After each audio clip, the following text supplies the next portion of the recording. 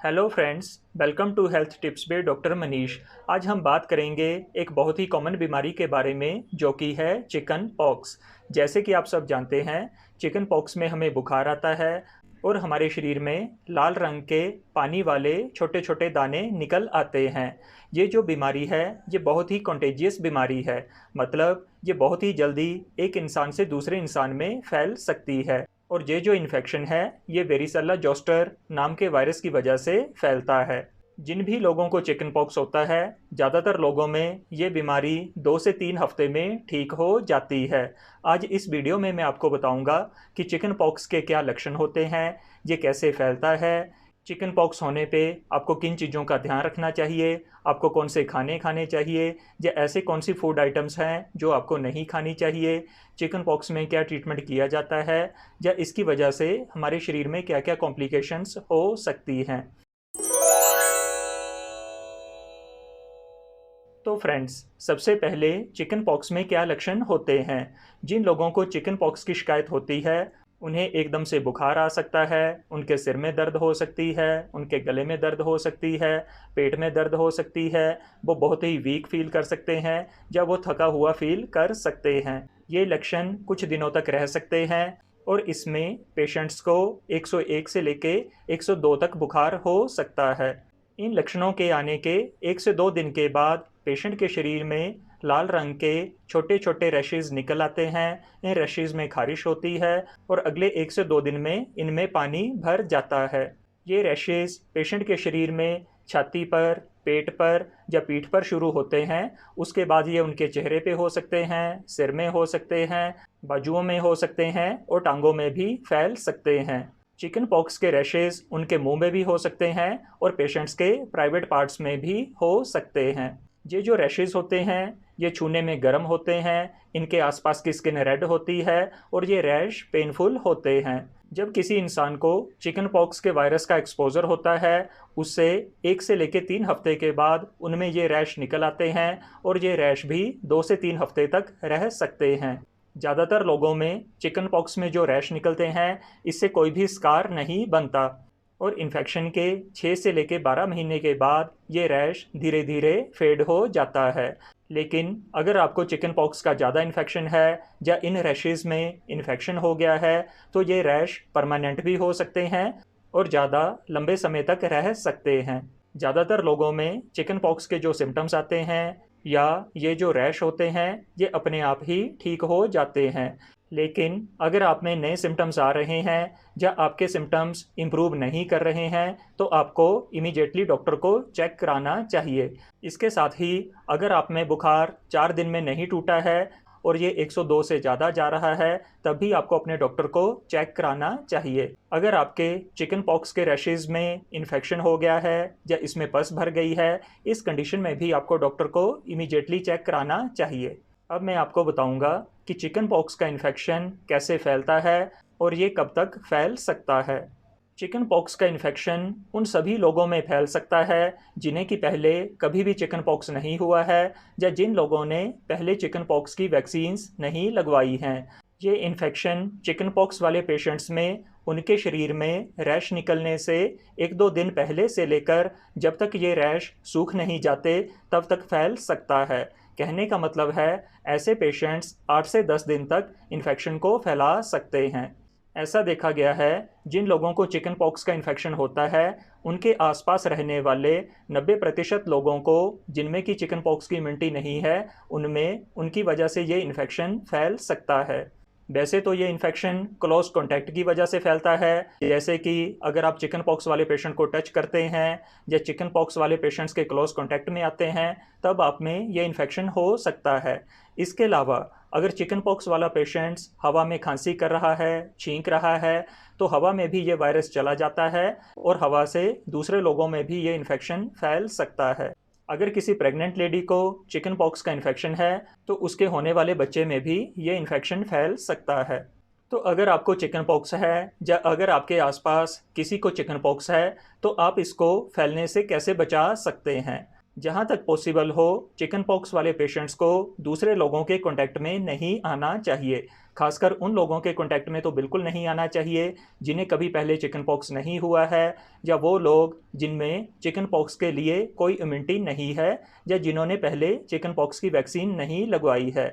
वो सारे लोग जिनकी इम्यूनिटी कम है, जिन्हें कैंसर की शिकायत है, डायबिटीज़ की शिकायत है, बड़े बुजुर्ग जिनकी उम्र 60 साल से ज़्यादा है, ऐसे लोगों में भी चिकन पॉक्स होने के चांसेस ज़्यादा रहते हैं। इन लोगों को भी चिकन पॉक्स वाले पेशेंट्स के कॉन्टैक्ट में नहीं आना चाहिए। इसके अलावा जिन लोगों की इम्यूनिटी कम है, उन्हें चिकन पॉक्स वाले पेशेंट के कमरे में भी ज़्यादा समय नहीं बिताना चाहिए, क्योंकि जैसे मैंने पहले ही बताया है, ये चिकन पॉक्स हवा से भी फैल सकता है। अगर बच्चों में चिकन पॉक्स है तो उन्हें घर में ही रखना चाहिए, उन्हें स्कूल नहीं भेजना चाहिए। अगर आप किसी चिकन पॉक्स वाले पेशेंट को अटेंड कर रहे हैं तो आप डिस्पोजेबल ग्लव्स डालें और अपने चेहरे को मास्क से ढकें। एक नई स्टडी के अनुसार सनलाइट भी चिकन पॉक्स वाले वायरस को इनएक्टिव करती है।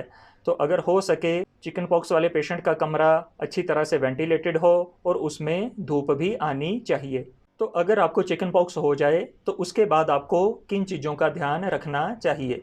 चिकन पॉक्स वाले पेशेंट्स को रोज़ाना साफ़ पानी से नहाना चाहिए।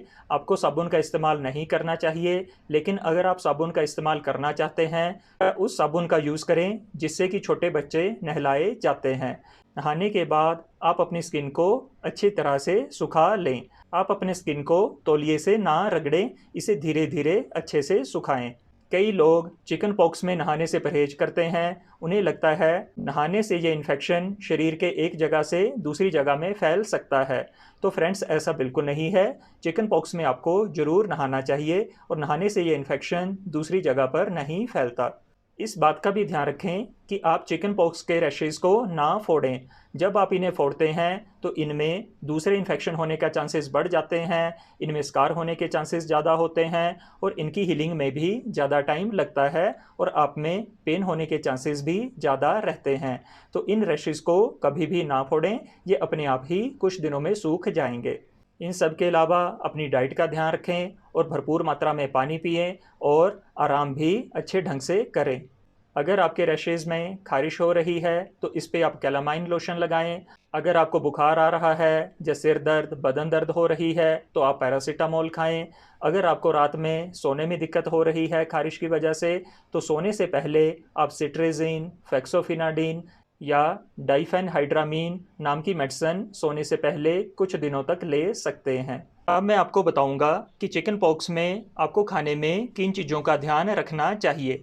जो सबसे ज़रूरी है वो ये है कि आप घर का साफ़ सुथरा और हल्का खाना खाएं। दूसरा कि आप इसमें न्यूट्रिशियस या पौष्टिक खाना खाएं। चिकन पॉक्स में आपको नरम खाना खाना है, मसालों के बिना खाना खाना है, ताकि आपके मुंह में जो जख्म हुए हैं उनमें खाने की वजह से किसी भी तरह की पेन या इरिटेशन ना हो। आप अपनी हाइड्रेशन का ध्यान रखें, भरपूर मात्रा में पानी पिएं। आप लस्सी पी सकते हैं, मिल्क शेक पी सकते हैं, स्मूदीज़ पी सकते हैं, हर्बल टी और बिना मसाले का सूप भी पी सकते हैं। इसके अलावा आप खाने में नरम चपाती ले सकते हैं, चावल ले सकते हैं, ब्रेड ले सकते हैं, ओट्स ले सकते हैं।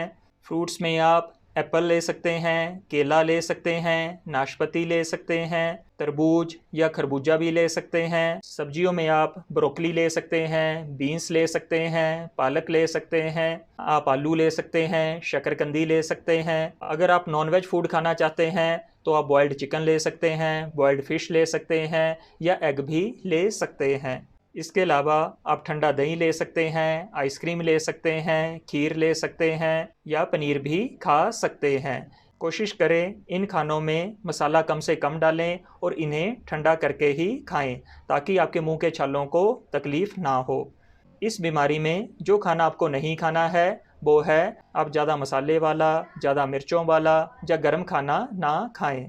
आप अपने खाने में अदरक या लहसुन का उपयोग ना करें और सॉस वगैरह को भी अवॉइड करें। नॉनवेज खाने में आप हार्ड मीट को अवॉइड करें, जैसे कि बीफ, पोर्क और गोट मीट को भी आपको अवॉइड करना चाहिए।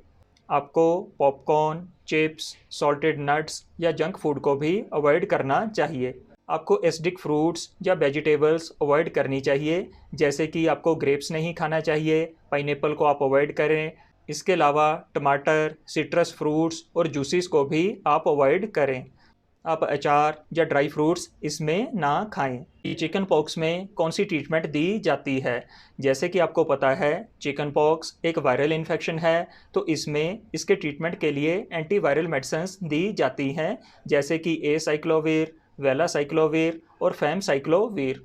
इन मेडिसिन्स को हमें जल्दी से जल्दी शुरू करना होता है, और अगर इन मेडिसिन्स को हम सिम्टम्स आने के 1 से 2 दिन के बीच में शुरू कर देते हैं, तो इससे पेशेंट्स को काफ़ी जल्दी आराम मिलता है। पेशेंट्स के सिम्टम्स ज़्यादा नहीं बढ़ते और पेशेंट्स में कॉम्प्लिकेशन होने के चांसेस भी कम हो जाते हैं। बच्चों में तो चिकन पॉक्स अपने आप ही ठीक हो जाता है और बच्चों में ज़्यादा कॉम्प्लिकेशन होने के चांसेस भी नहीं रहते। लेकिन अगर पेशेंट की उम्र 13 साल से ज़्यादा है तो उनमें इसके लिए मेडिसिन्स ज़रूर लेनी चाहिए, क्योंकि उनमें कॉम्प्लिकेशन होने के चांसेस ज़्यादा रहते हैं और अडल्ट्स में चिकन पॉक्स के सिम्टम्स भी बच्चों के मुकाबले में काफ़ी सीवियर रहते हैं। तो अगर पेशेंट्स ने 1-2 दिन तक दवाई नहीं भी ली है, तभी उन्हें जितना जल्दी हो सके इसकी दवाई शुरू कर देनी चाहिए। चिकन पॉक्स में आपको क्या चीज़ें नहीं करनी चाहिए? अगर आपके बच्चे को चिकन पॉक्स है तो उसे कभी भी एस्प्रिन नाम की मेडिसिन ना दें। जैसे कि आपको पता है चिकन पॉक्स एक वायरल इन्फेक्शन है, तो इसमें जख्मों के ऊपर कभी भी एंटीबायोटिक ऑइंटमेंट या क्रीम ना लगाएं। इससे उनकी स्किन सेंसिटिव हो सकती है या उसमें खारिश भी बढ़ सकती है। चिकन पॉक्स में क्या क्या कॉम्प्लिकेशंस हो सकती हैं और ये कॉम्प्लिकेशंस किन लोगों में होने के चांसेस ज़्यादा रहते हैं? बच्चों में चिकन पॉक्स बहुत ही माइल्ड होता है और इन्हें कॉम्प्लिकेशन होने के चांसेस भी बहुत कम होते हैं। लेकिन अगर आपके पेशेंट की उम्र 13 साल या इससे ज़्यादा है तो उन्हें चिकन पॉक्स के सिम्टम्स भी ज़्यादा होते हैं और इसकी कॉम्प्लिकेशन होने के चांसेस भी काफ़ी ज़्यादा रहते हैं। तो ऐसे बच्चों को या ऐसे बड़े लोगों को इमीडिएटली चिकन पॉक्स की मेडिसिन स्टार्ट करनी चाहिए। इन कॉम्प्लिकेशंस में पेशेंट्स के रैशेज़ में बैक्टीरियल इन्फेक्शन हो सकता है और उसमें पस भी भर सकती है। चिकन पॉक्स की वजह से पेशेंट्स के लंग्स में इन्फेक्शन हो सकता है, जिसे कि हम निमोनिया बोलते हैं, और बहुत ही रेयरली पेशेंट के दिमाग में भी इन्फेक्शन हो सकता है, जिसे कि हम एनकेफेलाइटिस बोलते हैं। इसकी वजह से पेशेंट के सिर में दर्द हो सकती है, उसकी टांग और बाजू में वीकनेस हो सकती है या उसे मिर्गी के दौरे भी आ सकते हैं। बहुत रेयरली पेशेंट की चिकन पॉक्स की वजह से डेथ भी हो सकती है। चिकन पॉक्स के इन्फेक्शन को कभी भी लाइटली ना लें। अगर आपकी उम्र 13 साल से ज़्यादा है या आप में ऐसी बीमारियां हैं जिसकी वजह से आपके शरीर की इम्यूनिटी कम है, तो आपको इमीडिएटली चिकन पॉक्स का ट्रीटमेंट लेना चाहिए और चिकन पॉक्स की वजह से होने वाली कॉम्प्लिकेशंस का भी ध्यान रखना चाहिए। तो ये चिकन पॉक्स के बारे में पूरी इन्फॉर्मेशन थी। अगर ये वीडियो आपको अच्छा लगा तो वीडियो को लाइक करें, चैनल को सब्सक्राइब करें और इस वीडियो को ज़्यादा से ज़्यादा लोगों के साथ शेयर करें ताकि बाकी लोगों को भी इसका बेनिफिट मिल सके। Thank you very much.